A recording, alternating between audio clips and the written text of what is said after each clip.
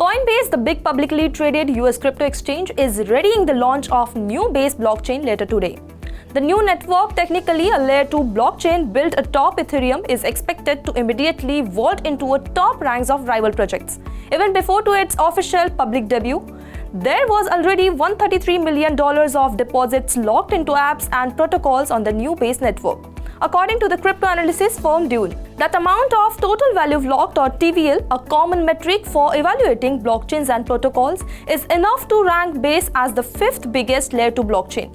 In a Zoom conversation with Coindesk, Jesse Pollak, creator of Base and head of protocols at Coinbase, revealed the new blockchain strategy, revenue potential, and regulatory consideration.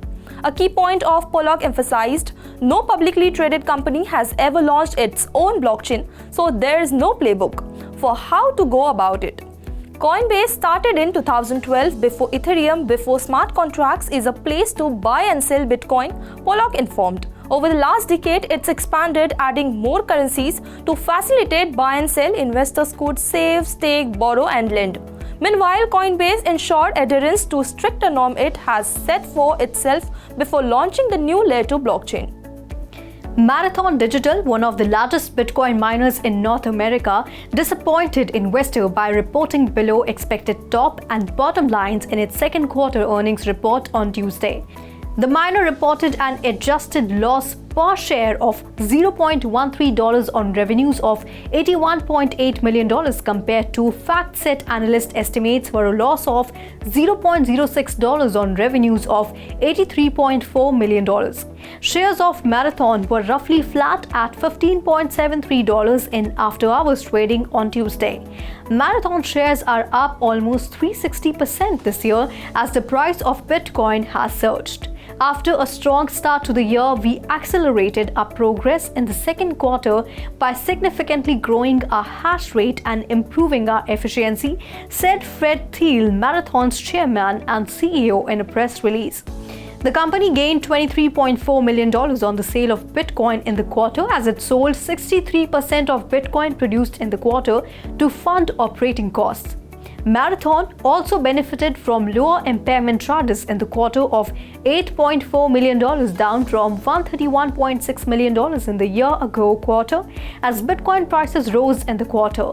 Marathon also filed an 8K saying it needed to restate cash flow figures for the first quarter. The company said that the restatement came from reclassifying proceeds from the sale of digital assets from operating activities to investing activities. Operating cash flow went from minus $28.8 million to minus $91.5 million, while investing cash flow went from minus $72 million to minus $9.4 million.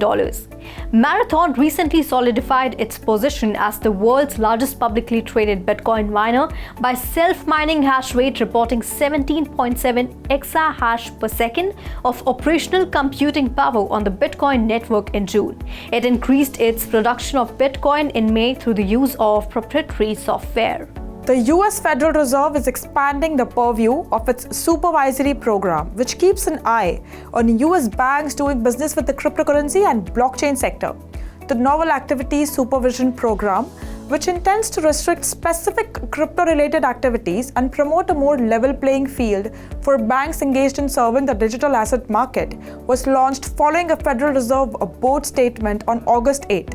The initiative is a supplement to the board's policy statement from January 27 that attempts to guarantee that all banks under Fed supervision are subject to the same crypto-related restrictions. The custody, a lending, trading, issuance, or a distribution of cryptocurrency, including stablecoins, are activities that are governed by the program. According to a letter from the board, other activities that involve distributed ledger technology or financial infrastructure are also subject to regulation. According to the Fed, the goal of the program for new activities is to strike a balance between financial innovation and sensible risk management procedures in order to guarantee the safety and soundness of the banking system. The Fed board may conduct an investigation of registered banks participating in the risk-based program to see if the innovative operations are compliant with the regulations and US law. Both insured as uninsured US banks that the board regulates are subject to the regulations. That's it in today's special segment. For more such updates, follow 3.0 TV or log on to our website www.3versetv.io or scan the QR code to know more.